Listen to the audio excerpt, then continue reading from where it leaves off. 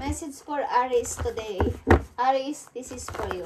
Message for Aries. Itingnan natin ang inyong situation, Aries. Today, maging pag-ibig man to sa trabaho nyo o sa inyong pamilya. This is your message. Okay. Kung anong inyong maring situation. At depende sa inyong sitwasyon, guys. Kung ito ay nakaraan na, paparting pa lang is depende sa inyong situation. Destiny is here. Okay. Maring opportunities nagbabadya sa inyo ngayong buwan, guys. O ngayong linggo na to, ngayong buwan na to is nagbabadya ang opportunity. Okay. Tingnan natin. Aries, message for you. One message dito. Para sa Aries, yeah. Transformation is here. Maring malaking pagbabago ang mangyayari sa inyo, Aries. Okay, message for Aries. Temptation is here. Meron kayong pinagdadaanan na mahirap, Aries, ilan sa inyo. Maaring struggle, some kind of addiction sa inyong sarili o sa paligid ninyo. Kung ano mang addiction yan o ano mang temptation, ito is titignan natin. Aries, kung ano to? Ano tong something na to na pinagdadaanan nyo this time? Something, love relation ba to? Kayo ba ay ma-struggle sa inyong love relation? Okay. Temptation is here. Nagkakaroon kayo ng struggle. Ano tong temptation para sa mga Aries? Kasalukuyan nilang message o kasalukuyan nilang situation. Sabihin mo ang bakit nandito ang temptation para sa mga Aries. I need message for Aries about sa temptation. Ano to? Temptation.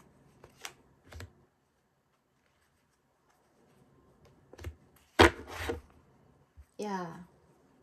Aries, kayo ay nagkukulang na sa inyong, kumbaga, walang-wala kayong energy. Aries, message for Aries, ano tong temptation na kinalalagyan nila sa kasalukuyan? Five of Swords and Two of Swords. Nakikita nyo tong mga black na to? Black. Okay. Gulong-gulo kayo sa inyong paligid, guys. At hirap na hirap. Okay? Maraming magulong tao sa buhay ninyo. Maraming magulong person sa inyong paligid. Aries, at hindi nyo alam ang inyong gagawin. Paano nyo sila tatakasan. Okay, guys? Nakikita ko dito in transformation. You need to change.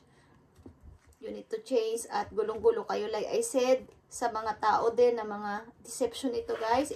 Bay, chismis sa paligid.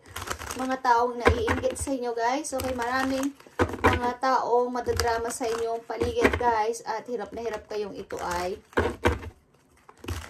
layasan. Okay, tingnan natin. Temptation ng mga Aries, ano to? Drama ng mga tao sa paligid. At hirap na hirap silang bigyan ito ng desisyon. Ano to? Sweet angels from heaven. Ano ang gusto mong sabihin sa mga Aries na nandito sa reading? Okay? Ito ay para sa lahat, guys. Kung hindi ito para sa inyo, huwag nyong ipilit. Okay? Ito ay para lang sa nanditong Aries sa reading. Kung ito ang inyong nararanasan is, pakinggan nyo kung gusto nyo, guys. Kung ayaw nyo is, huwag na kayong magsalita o mag-comment ng bad dahil baka mahaluan ng ayaw ko magkaroon ng bad energy o ano ang aking channel, guys. Ito lang ang pakiusap ko, okay?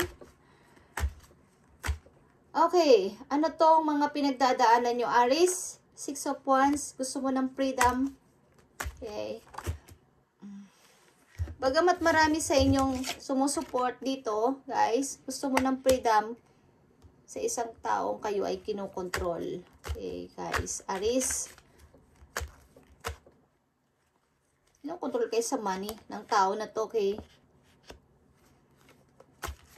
May dalawang tao sa buhay ninyo, guys. Sino ang King of Pentacles dito? Two of Swords. Uy. Kayo ba ay Ang ilan ba sa inyo is nai-involve sa third party, guys? May dalawang person kayong pinagpipilian, Aries.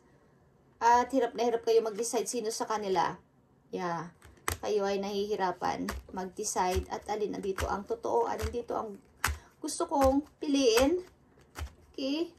Gusto niyo ng freedom sapagkat gusto niyo sumama dito sa isa. So, anong gagawin niyo dito, Aries? Two of Swords. Okay, anong gagawin niyo dito? Seven of Wands. Patuloy niyo pinaglalaban ng inyong sarili. Sa iba, maaaring may mga nagsasalita sa iyo ng bad o masakit na word. Maaaring kayo ay nai-involve sa third party. O isang toxic marriage at gusto niyo ng layasan, guys. At meron kayong gustong samahan na person. But paano ko gagawin to? Hindi pa ako malaya. Ano kaya to? Okay. Maaaring may mga tao dito pupukol ng bad sa inyo. Bad words. Okay. Hindi kayo makawala dito, guys. Aries, ano tong Two of Swords? Nahirapan kayo mag-decide, Aries. Okay, hirap na hirap kayo talaga. At hirap na hirap kayo dito makatakas. Aries, anong dapat gawin ng mga Aries dito? Bakit nandito ang Two of Swords? Yeah. Page of Wands. Three of Swords. My gosh. Three of Wands. Okay, naghihintay kayo dito sa isang person ng message, but lagi kayong nabibigo. Kailan darating ang message galing sa tao na to? Lagi akong nabibigo o ano? Ano bang gagawin ko? Pipiliin ko na ba itong isa o maghihintay pa ako sa'yo? Okay. Ano pa ang message for Aries dito? One message na lang na dapat kong malaman o dapat na lang malaman. For Aries, Seven of Cups. Okay. Mga offer ito. Na hirap kayo pumili, Aries. Ako'y gulong-gulo din sa inyo sapagkat ito ay mayroon sa inyo ditong mga nagagalit, guys. Okay. Aries. Sa mga Aries na nandito sa reading, may two person ba kayong may kasal kayo, guys. Okay. Kasal ang ilan sa inyo dito sa reading. At kayo ay namimili. Gusto niyo lang takasan ng inyong asawa at sumama sa isang person. Okay. Tingnan natin. Temptation is here para sa mga Aries. Ano ang gusto mong sabihin at ipayo dito sa kanilang situation para Aries. Para sa mga Aries. Ano ang gusto mong sabihin at ipayo sa kanilang situation. Ano ba itong nangyayari sa mga Aries na nandito sa reading? I need message.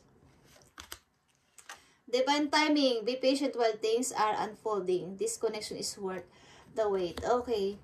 Kung kayo ay nahihirapang maghintay dito, guys, at ito ay inyong hinihintay, like I said kanina, may hinihintay kayo dito na person, at hirap na kayo, ito ay hindi pa paparating. Ito ay divine timing lang o panahon lang makapagsabi kung kayo ay nararapat na magsama ng tao na to.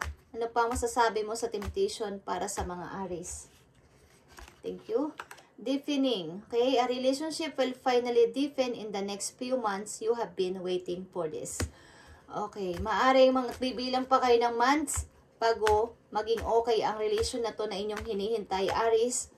Okay, magkaroon kayo ng patience kung kayo ay maghihintay sa person na to sapagkat bibilang pa kayo ng buwan bago mangyari ito. Okay. Ano pa ang dapat malaman ng mga Aries dito sa temptation? Be optimistic. Take your power back. Okay. And magnetic connection. Nagkakaroon kayo ng kainipan dito sa paghihintay nyo sa pag-ibig na to, Aries. At nakakaisip ng ilan sa inyo na pumili na lang ng iba sapagkat may offer kayo. Ilan sa inyo? Thank you. Tingnan pa natin ang isang message po yun. Boundaries.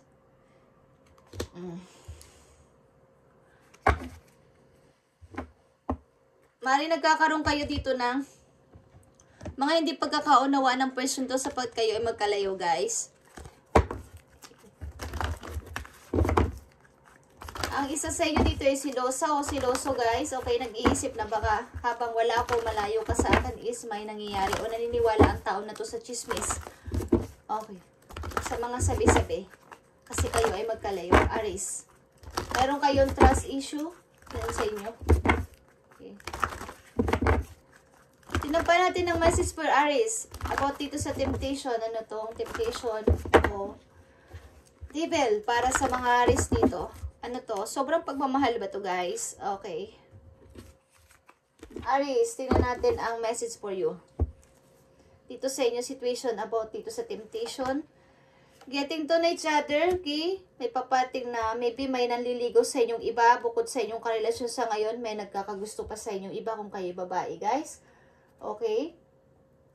At ang hinihintay nyo na pag-ibig na to is, ano ba to? Okay, so hintayin ko pa ba to? Habang naghihintay ako, nasasaktan ako. Okay. Tingnan natin ang isa pang message for you. Worth waiting for. Okay. Divine timing is at work in your love life.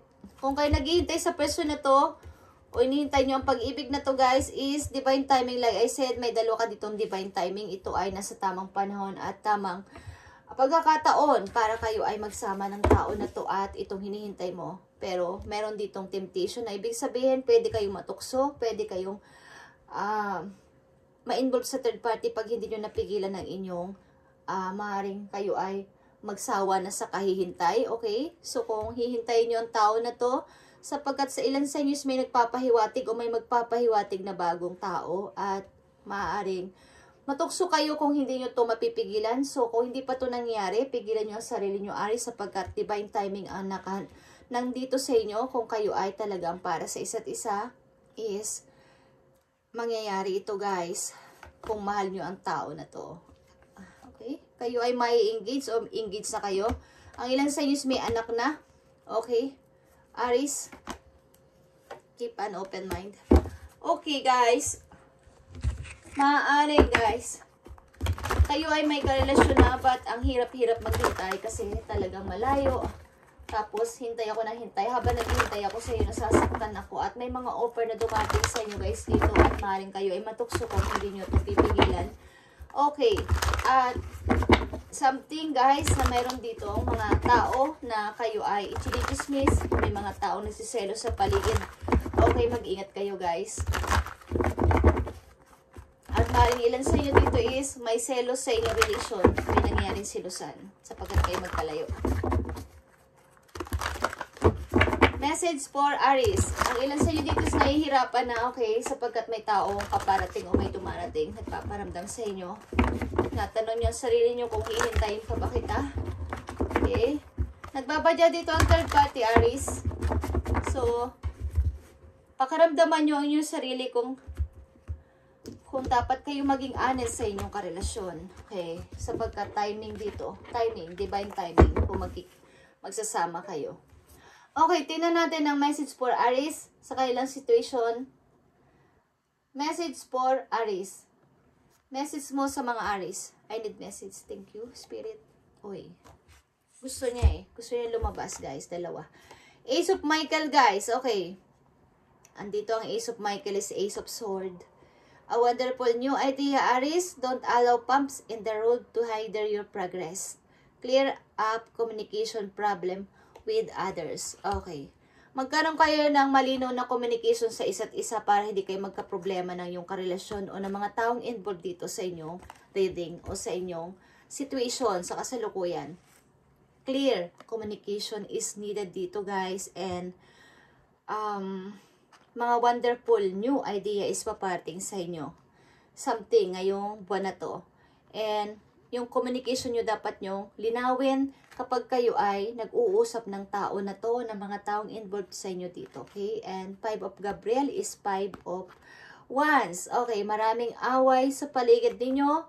Maraming madadramang tao sa paligid ninyo, like I said. Okay? A challenge you can resolve, Aries. Withdraw from the drama of others. Have patience with yourself and those around you. Umiwas kayo, magkaroon kayo ng mahaba pang pasensya sa mga madadramang tao sa inyong paligid sapagkat may mga nagsiselos sa inyo dito. May mga duplikarang, may duplikarang karakter na pinapakita sa inyo sa inyong harapan. Maayos ang pakikitungo sa inyo, but mayroon siyang maskara. Okay? Maring may inggit, deception, and envy. Okay? At ang ilan sa inyo is gulong-gulo sa inyong paligid talaga. Gulong-gulo sa paligid. Maraming madadramang tao sa paligid ninyo, Aries. I need message for Aries dito sa deception and envy. Tignan natin ang deception and envy. kung anong sasabihin sa inyo ng yung guidance dito sa Deception in Bay.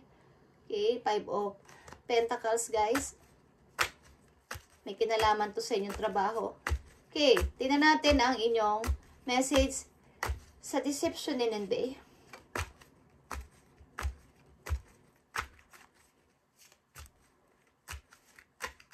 For Aries, message for Aries dito sa Deception in Bay. Page of Cups. Okay. Ace of Pentacles. Eight of Pentacles. Okay. Inggit ito sa money, inggit ito sa inyong paglago sa money, inggit ito sa inyong mga natatanggap na message o natatanggap na mga pag-ibig mula sa inyong kapwa. Meron sa inyo dito naiinggit dahil sa magandang kapalaran o magandang tadhana na nararanasan nyo o mararanasan nyo about ito sa trabaho ninyo o sa inyong pagkakaperahan. Mayroong nagsiselos sa inyo sa inyong pagbabago, sa inyong pag-change. Okay, Aries, at mag-ingat kayo. Thank you and God bless, Aries, and i-update natin to sa mga susunod na araw. God bless sa inyo lahat at matupad ang inyong mga wish and prayers, guys. Okay, at isasama ko kayo palagi sa aking prayers every night. God bless, guys.